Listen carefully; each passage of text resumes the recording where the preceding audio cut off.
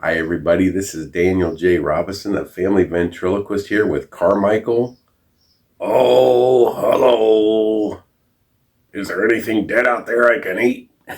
And he is a vulture. And of course, he's a scavenger. How dare you? And today is May 23rd, 2024. It's Thursday, and this is the Bible verse of the day. It is 2 Corinthians 1, 3 and 4.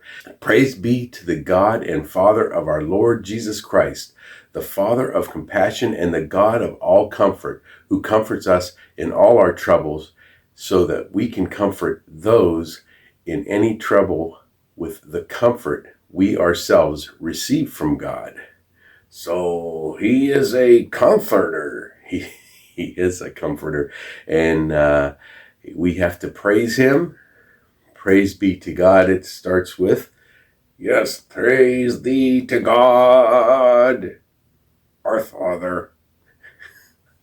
And we just need to share that comfort that God gives us to others who need comforted. So today, if you know somebody that needs comforted, reach out to them and give them a nice word. Let the Lord speak through you.